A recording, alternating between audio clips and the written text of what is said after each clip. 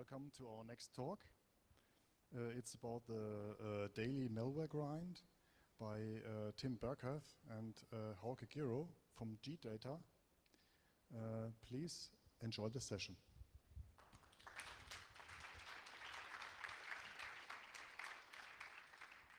Well, thank you very much for turning up to our talk. It is titled Beyond the Cybers, and I think that is all the cyber we have in the entire presentation, hopefully anyway.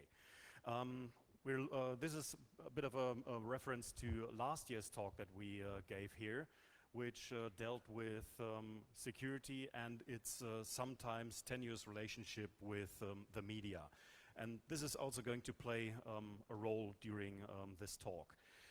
Now, as was said already, we work for G-Data, and as such, the usual disclaimers do apply.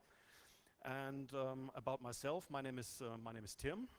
I've been with G-Data for the best part of 10 years now, and I've worked in support, I've worked in consulting, and I've experienced a couple of things that I would love to have avoided. For some war stories, please see me later. I do a lot of writing for G-Data. I give a lot of talks at conferences, at fairs, and the whole 9 yards. And I do a bit of camera stuff for G-Data as well. So there is a chance you might see me at camera stores nearby. I hear there are some in Vienna here as well. Now over to Hauke. Who are you? Hi. Yeah, my name is Hauke. I also work for G-Data since last year. Before I worked at golem.de, so I came to this very conference 3 times before last year to cover the conference, to find interesting stories. Now I try to do the same for G-Data, and also I try to not mess up budgets. I also used to work for Reporters Without Borders for a couple of years, building up their digital security program for journalists and bloggers around the world. Yeah, I do like to cycle, and as you can see, security first with a helmet. And as some ages ago I studied Chinese, I do like some real Chinese food. Right, so we did bring a couple of topics today, which I would like to outline very briefly. First of all, we're going to take a look what is in the media in terms of malware, especially at the moment, and if and what kinds of discrepancies there are.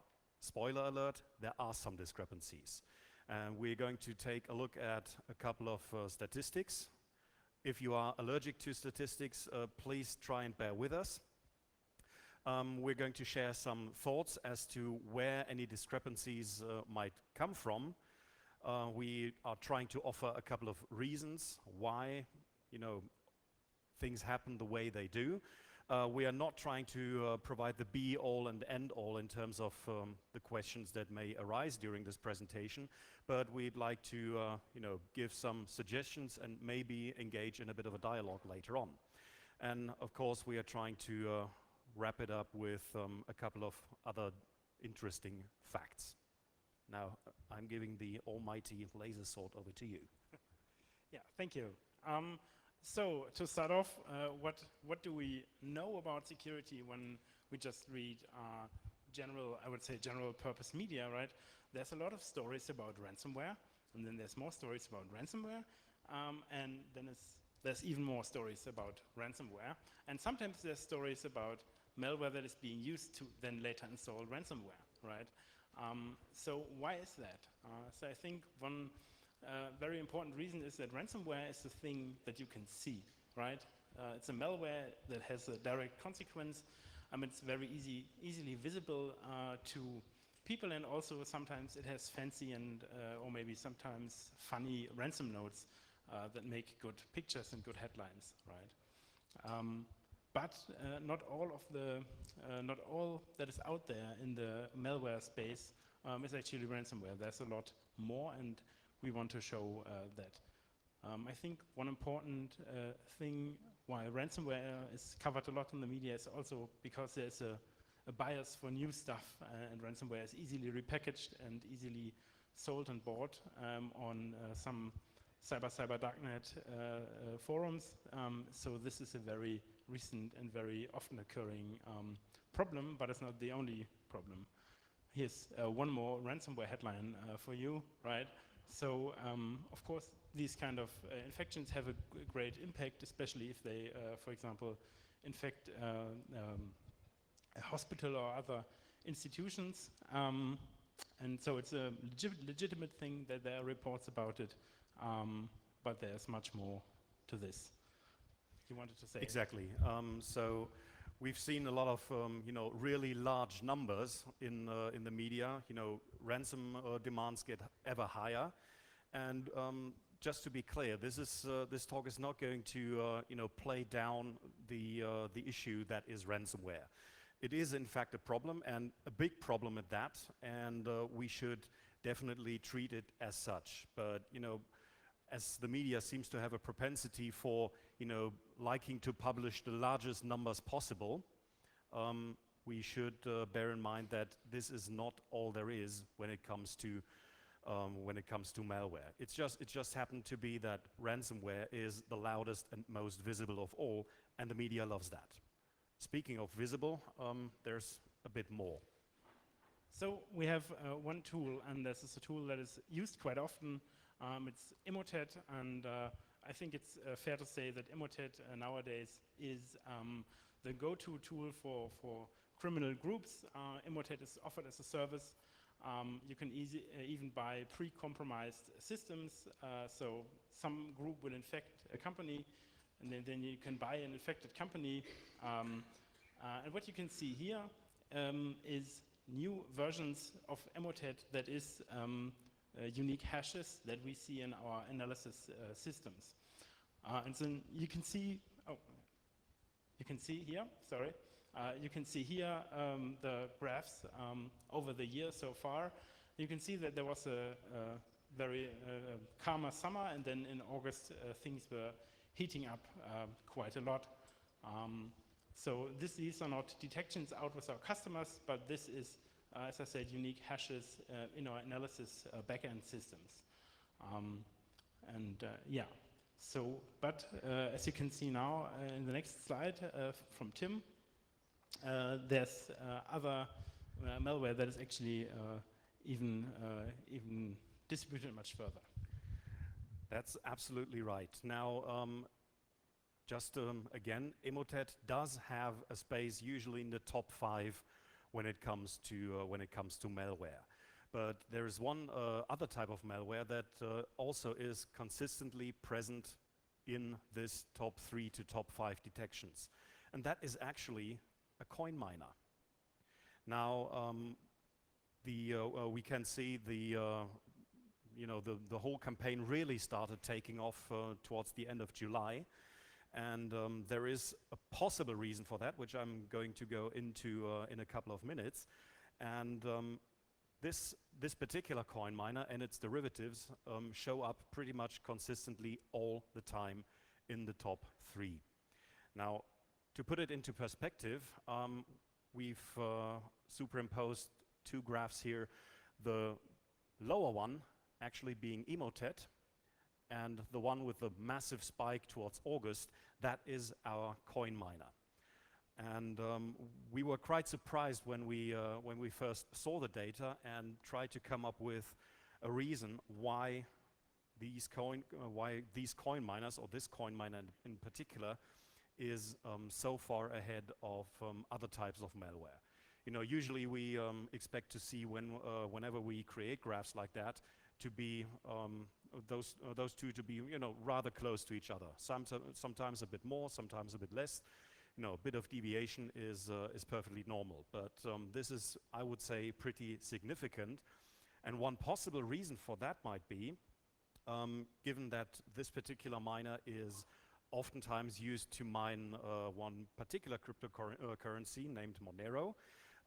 One possible reason, I know there's this relationship between correlation and causation, but if we look at the value of Monero, I think we can see some sort of overlap there that might not be a coincidence. The real high, the real peak was between June and July that year, and shortly after that, this particular miner took off. So you might say, well, somebody recognized a trend there and tried to jump on the bandwagon, but was a little bit late. Maybe to interject one point here. So this is not so. I think in the last year there was a lot of discussion about web-based coin miners, like CoinHive integrated to websites. Here we're speaking about PE-based coin miners on the hard drive. Right. So that's just a coin miner that you install on your machine and let it run, as opposed to one that's parked on, some website or sorts. Now, of course, one reason for that might be, maybe it's a lot of profit to be made there. Maybe it's just, everybody is all over cryptocurrency, sort of. Maybe not. And we were wondering how much money could you actually make by installing coin miners on a system that is not yours. Now, interestingly, just a couple of minutes ago, there was a talk about another coin mining initiative for installing on servers. And of course, servers are a good target. But we were wondering, what could you actually do with, just run-of-the-mill office hardware that every company has to some degree or other? And we've come up with a, admittedly, completely made-up scenario. It's idealized. It's not, necessarily representative of what you would see in the real world. But for the sake of making this point, we decided to assume that, first of all, we have a malicious actor here who wants to mine a few coins. And the coin of choice here obviously is Monero. We're looking at a size of about 200 normal office PCs, Intel i3 systems, nothing too fancy, no big fat GPUs or anything, just a regular office workhorse. We further assumed that those machines were going to be powered on constantly from Monday to Friday, and that people power off their systems over the weekend. We also tried to, looking through the malicious actors' eyes, we try to be at least a little bit sneaky about it and only mine our cryptocurrency between 6 in the evening and 6 in the morning. And after doing a bit of number crunching, we came up with around about 4,100, 4,200 euros per month that you could make out of these 200 machines. Now, this is intentionally a low-balled estimate. And there are a lot of moving parts to this equation. One, of course, being the exchange rate for Monero. Another one, obviously, being, there are machines that might not work for one reason or the other. And there are obviously some other variables, such as, how many coins a machine actually mines. Now, I would say 4,200 euros per month is not too bad of an income, given that you don't really have to do anything for it. And as I said, this is a rather low estimate, depending, of course, on the exchange rate.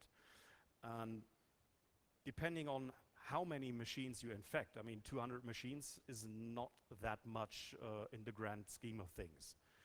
Now, given that you can make money off of this, and you are not, having any stupid ideas, and don't try to be greedy, you can get away with this for, I would say, quite a long time. So mining coins on the side using other people's hardware can be something that is quite lucrative. And we haven't even talked about, damages done to this. Damages meaning, there is a cost to mining any cryptocurrency, right? And if you mine cryptocurrency without having to worry about the cost for powering all the hardware, all the better. Depending on the cost for energy and the hardware you have running there, you may look at 4 to 5 digits in extra costs per year, only for those 200 machines. depending on the organization that you're in, this might even fly under the radar. So, given that there is actually damage caused, you know, this is not an action that is victimless, if you want to call it. Why is this not reported on? And we haven't come up with a really satisfactory answer to that. You know, maybe it's because this, you know, this big hype around things like Bitcoin and what have you is, you know, a bit over. And besides, anything that has crypto in it tends to scare people, at least from my experience. But coin miners and things that can, you know, generate any kind of cryptocurrency are maybe in the top ranks, but there are other interesting things besides coin miners and ransomware and software that installs ransomware. And Hauke has a bit on that. Thank you. And so maybe just one last thought on this. So maybe it's just not being reported on because nobody really notices, right? That's possible. So we have another category of software, of malware that is actually around in our telemetry data and on our hive detections. So this is the good old remote access Trojans, like you have Black Shades, you have Blindy. So these are commercial Trojans that you can buy since like 2014, but they apparently still do work for a lot of targets. Blindy, also known as NJ-Red, yeah, it's an info stealer, can give quite valuable information if you inject this into the right kind of target. So we have a lot of old stuff in this category, but we also have newer ones. So my colleague Carsten just last week wrote about SecTop-Red, which is a new remote access Trojan. Then, of course, we have the category of PUP, potentially unwanted programs.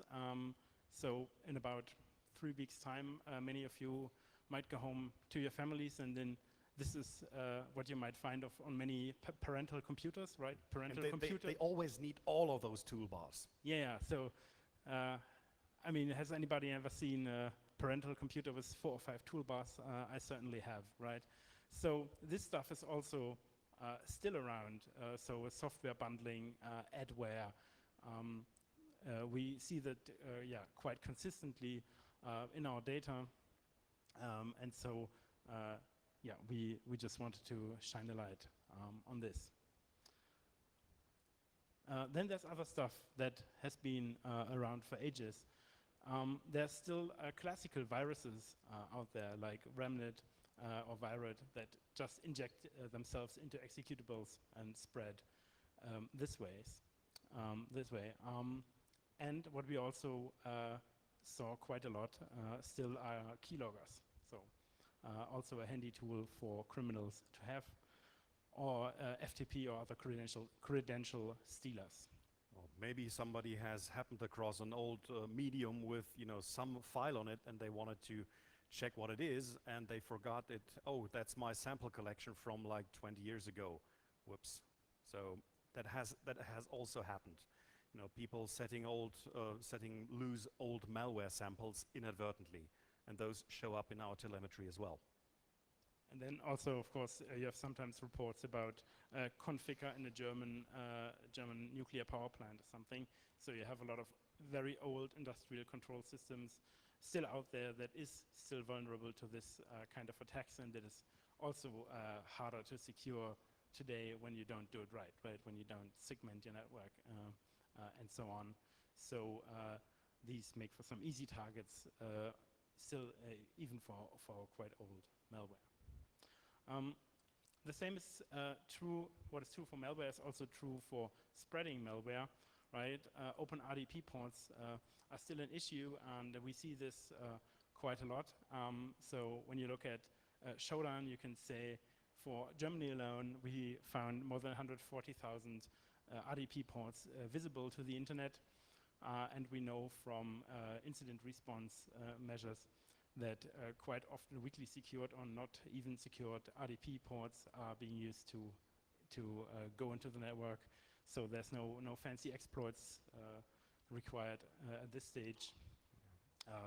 Yeah, so this is still a very nice target, and many service houses they say, you know, we don't want to use a VPN for monitoring the system and for maintaining it. Please just give us an RDP port. Yeah. I'm also wondering how many out of these 143,000 RDP ports management would absolutely swear they are not there. Just a thought here.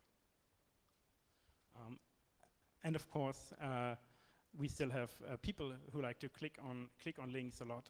So training your staff to better handle these kind of emails and other information is, of course, a very important thing in your strategy. And then, yeah, there's not so much creativity, right? I mean, spam mails get better. They better imitate real invoices or something. But the technology behind it is not new at all, and the same is true for Office macros. Right, there's some creativity for the reason you need to enable the macro, right? This document has been created with a web version of Office. Please click here. Apparently, it works, yeah, quite well. Now, given the nature of the data we looked at, there are going to be a couple of limitations which we would like you to be aware of. As we said, this is not the be-all and end-all to this whole topic. Now, first of all, what we looked at was telemetry data that came from automated analysis systems. So this is not the number of detections that we get reported from customer systems. We also do have no distinction in this data set that distinguishes between machines that are from a corporate network and those who stand in people's homes. This might also be an interesting thing to look at in the future, how the distribution looks when you actually take into consideration whether a certain detection comes out of a B2B product or out of a B2C product. But I'm sure data protection people have to say a few things to that as well. Also, of course, some types of attack, some sorts of malicious actions by their nature will not show up in this data. For instance, if someone just brute forces an RDP server and does things with it, you know, living off the land and only using tools that they find in the network that they have, of course, those won't show up in the data as well. So those are the limitations that we would like to, you know, set straight and not to give people the wrong idea. One of the potential takeaways from this whole discussion is, well, criminals being criminals, they are in a lot of ways not that different to, you know, people who are, you know, not criminals. You know, earning money by doing nothing. You know, if I can get by with that without landing in prison or having to be in places I don't want to be, that's a nice thing. I'll have that any day. Problem is, if you are a criminal, you don't care that much about laws. So, as I said, as long as you don't get greedy and don't do stupid things or fail in your OPSEC, you can potentially get away with this for quite a long time. Plus, when it comes to malware, of course, media loves new malware and loves everything that is, you know, new and shiny and exciting. But as we said, a lot of the malware that is out there is not new by any stretch. You know, if there's one, you know, programming language that a lot of criminals are very good at, it's copy and paste. You know, if you find any, you know, rat that you can repurpose for yourself, and you don't know how to write C or C# or, you know, insert language here, then of course you do that, which obviously results in some amateurishly written malware, and, you know, that, you know, can be incredibly fun for analysts, but again, it distracts from the fact that, you know, really genuinely new malware is not that often to find, at least in the media.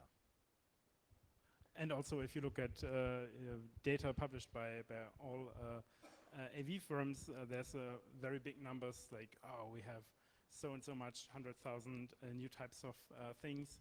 Right, the number of actual malware families is not developing on that pace, right?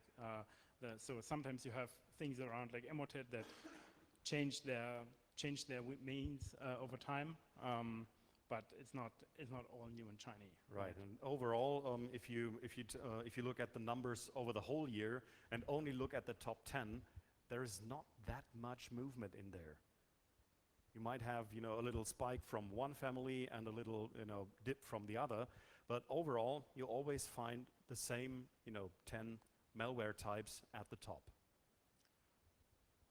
And then what we also said, a lot of old malware is still around and kicking. It still works. It's apparently still profitable to use for many actors. And so it is still around. And this also applies to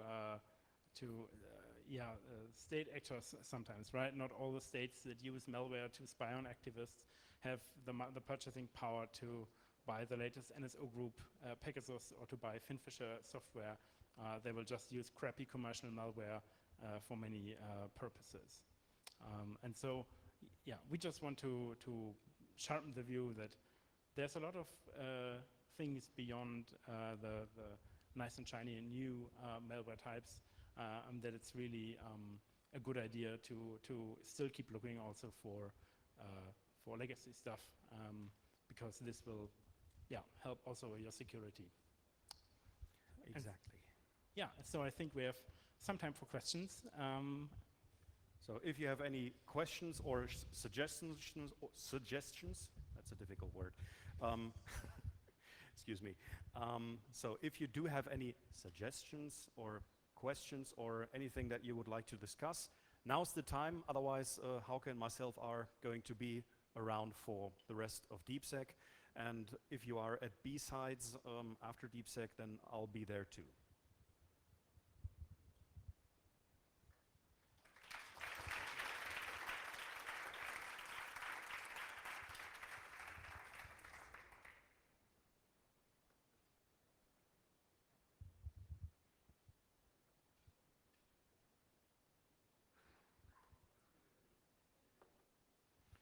Right, so are there any questions, suggestions, and all those other difficult words? Now would be a good time.